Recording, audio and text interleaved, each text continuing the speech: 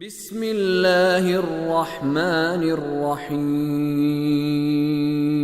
ووجوہ یومئذ علیہا غبرہ ترہقها قترہ اولئک هم الکفرۃ الفجرہ۔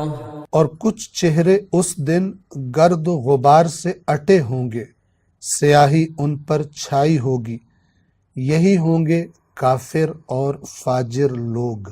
آیت نمبر 42 کے الفاظ کے معانی میں ہم الکفرتو کا معنی بیان کر رہے تھے، اور ہم نے عرض کیا تھا کہ اس کا بنیادی معنی چھپانا ہے، اور پھر چھپانے کے ساتھ انکار کرنے کے معنی میں استعمال ہوتا ہے۔ کسی چیز کو مثلا کسی کے پاس حق آیا ہے اور وہ جان بوجھ کر حق کو چھپانے، اس بات کو چھپا لیتا ہے کہ مجھے پتہ چل چکا ہے، اور ظاہر میں کیا کہتا ہے کہ یہ حق نہیں ہے، میں اس کو نہیں مانتا، یا مجھے پتہ ہی نہیں ہے، جان بوجھ کر اس کا انکار کر دیتا ہے۔ تو وہاں ہم عرض کر رہے تھے کہ اللہ تبارک و تعالی نے اپنی کتاب میں وضاحت فرمائی ہے کہ جب تک خدا اپنا پیغام بندوں تک پہنچا نہ دے ان کو عذاب نہیں کرتا۔ اور قرآن مجید بھی اپنے دقیق یعنی ایکوریٹ معنی میں کافر کو استعمال کرتا ہے، لفظ کافر کو۔ اور کافر کون ہے؟ کہ جو جان بوجھ کر اللہ تبارک و تعالی کے پیغام کا، حق کا انکار کر دے۔ تو فرمایا اولئک هم الکفرہ، عرض کیا تھا کہ کافر کی جمع ہے الکفرتو، یہی ہوں گے کافر لوگ جنہوں نے دنیا میں ان کے پاس اللہ کا پیغام آیا تھا، انہوں نے اللہ کا پیغام ماننے سے انکار کر دیا تھا۔ اور ہم بارہا عرض کرتے ہیں کہ قرآن کریم اللہ کے پیغام اور اللہ کے قانون کو نہ ماننے کی اور انسان کے سرکشی کرنے کا جو سبب بتاتا ہے، بنیادی سبب، وہ ہے انسان کی اپنی خواہشات نفسانی کے پیچھے چلنا اور ان کو ترجیح دینا، اور اپنی ان لذتوں کو حاصل کرنے کی کوشش کرنا کہ جن لذتوں کو اللہ تبارک و تعالی نے حرام قرار دیا ہے۔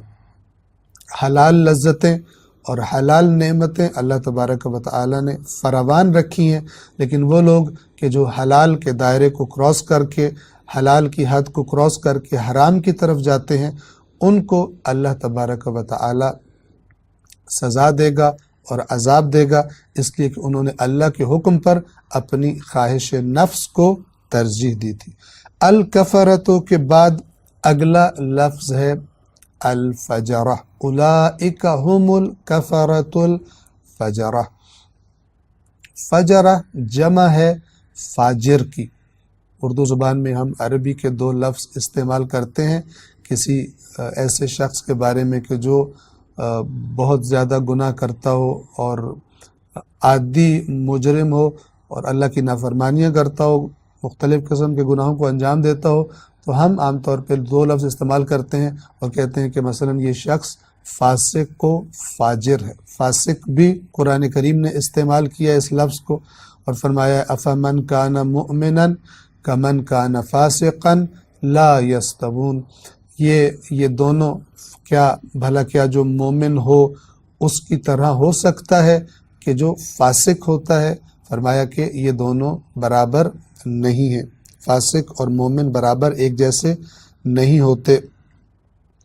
فاسق کیسے کہتے ہیں؟ اللہ تبارک و تعالی کی مقرر کردہ حد کو پھلانگنے والا۔ اور الفجرہ کہ جو اس آیت میں لفظ آیا ہے، اس کا معنی بھی فاسق کے قریب قریب ہے، یہ جمع ہے فجرہ فاجر کی، جیسے الکفرہ جمع تھی کافر کی، اسی طرح الفجرہ جمع ہے فاجر کی۔ توجہ فرمائیں، فاجر یا الفجرہ کے بنیادی حروف ہیں فا، جیم اور را۔ اس فا، جیم اور را جس سے لفظ فجر بھی بنتا ہے، ہم صبح کے وقت کو فجر کہتے ہیں، اس کے اصل معنی کی طرف توجہ فرمائیں۔ فا، جیم اور را کا اصل معنی ہے کسی چیز کو پھاڑ دینا، کسی چیز میں شگاف ڈال دینا، اور اسی لیے صبح کے وقت کو فجر کہا جاتا ہے، اس لیے کہ صبح کی جو روشنی ہوتی ہے گویا وہ اندھیرے کو پھاڑ کر باہر آ جاتی ہے اور اندھیرے کو پھر وہ ختم کر دیتی ہے زیادہ ہو کر. اس اندھیرے کے پردے کو پھاڑنے کی مناسبت سے اس وقت کو فجر کا وقت کہا جاتا ہے. ایک اور لفظ ہے اسی سے جسے فجور کہا جاتا ہے. سورۃ الشمس میں اللہ تبارک و تعالی نے فرمایا فَأَلْهَمَهَا فُجُورَهَا وَتَقْوَاهَا. اللہ تبارک و تعالی نے الہام فرمایا ہے ہر نفس انسان کو، ہر ذی روح کو، فجورها اس کے فجور وتقواها اور اس کے تقوی، یعنی اس کی بری باتیں، اس کی نافرمانیاں اور اس کی اطاعتیں اور تقوی والے کام اللہ نے ہر انسان کو الہام کیے ہیں.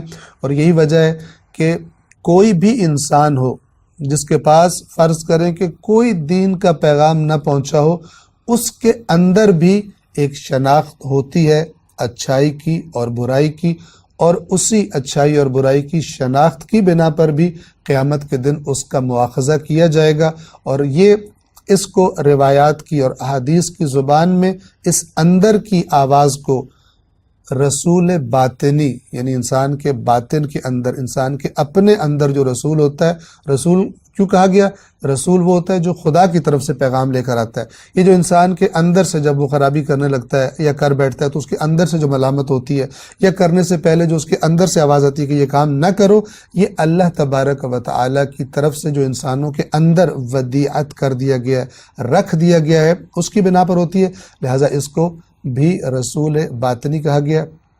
اور جس کے پاس اور کوئی پیغام بھی نہیں پہنچا، قیامت کے دن یہی اندر کی آواز، جسے بعض اوقات ہم ضمیر کہہ دیتے ہیں، ضمیر کی آواز کہہ دیتے ہیں، اس کی بنا پر بھی اللہ تبارک و تعالیٰ اسے اب مواخذہ کرے گا اور حساب لے گا کہ تم نے اپنی اس اندر کی آواز کو کیوں دبایا جو تمہیں کہہ رہی تھی کہ یہ غلط کام ہے، اس غلط کام کو، اس ظلم کو انجام نہ دو. اور جو اپنے اندر کی آواز کو سننے لگتا ہے، یاد رکھیے، تو یہ آواز اس کو اللہ تبارک و تعالیٰ کے ظاہری انبیاء کے پیغام کی طرف بھی اور زیادہ متوجہ کر دیتی ہے، اور اس کے دل میں، اس کے دل کی نرمی کو زیادہ کر دیتی ہے. شرط یہ ہے کہ وہ اپنی نفس پرستی اور لذت پرستی سے باز آئے، اسے کنٹرول میں رکھے اور اپنی عقل کو حاکم رکھے اپنی خواہشات پر. فیصلے خواہشات کی وجہ سے نہ کرے، فیصلے اپنی عقل کی روشنی میں انسان انجام دے. بس فجور کا معنی کیا ہے؟ فجورہا کی ہم نے مثال دی. فجور کا معنی ہے اسی فجر کے معنی کو اگر آپ ذہن میں رکھیں کہ کسی چیز کو پھاڑ دینا، شگاف ڈال دینا. فجور برے کاموں کو کہا جاتا ہے، اور اس لیے کہا جاتا ہے کہ یہ کام انجام دینے والا گویا اللہ تبارک و تعالی نے جو احکام دین کے پردے بنائے ہیں، جو مثلا شرم و حیا بنائی ہے، یہ پردے ہیں کہ جو انسان کی برائیوں کو مثلا چھپا لیتے ہیں اور واضح اور سامنے نہیں آنے دیتے. انسان جب کوئی غلط کام کرتا ہے تو گویا احکام دین کی پردہ دری کر دیتا ہے، ان پردوں کو پھاڑ دیتا ہے. بس ہم نے عرض کیا تھا کہ فاسق اور فاجر یہ دونوں معنی کے اعتبار سے قریب ہیں. فاسق حد کو پھلانگ جانے والا، اور فاجر پردوں کو، شرم و حیا کے پردوں کو، اور خاص طور پہ وہ شرم و حیا جو اللہ تبارک و تعالیٰ کے سامنے ہونی چاہیے، ان پردوں کو پھاڑ دینے والا وہ فاجر کہلاتا ہے. تو بس اس آخری آیت میں اللہ تبارک و تعالیٰ نے فرمایا کہ وہ لوگ کہ جن کے چہروں کو سیاہ دھوئیں نے ڈھانپ رکھا ہوگا اور جن کے چہرے گرد و غبار سے اٹے ہوں گے، یہ کون لوگ ہوں گے؟ یہ وہی لوگ ہوں گے جنہوں نے دنیا میں کفر کیا اور دنیا میں فسق و فجور، اس کو اللہ کے احکام کا انکار کیا، خدا کا انکار کیا، تو پھر جو ان کی خواہشات نفسانی کہتی تھی وہی کام یہ کرتے رہے، اور اس کا نتیجہ آج یہ نکلا ہے کہ یہ جہنم کے اندر داخل کیے جائیں گے. آئندہ درس میں انشاءاللہ ہم سورۃ عبس کا خلاصہ آپ کی خدمت میں عرض کریں گے. السلام علیکم ورحمۃ اللہ وبرکاتہ.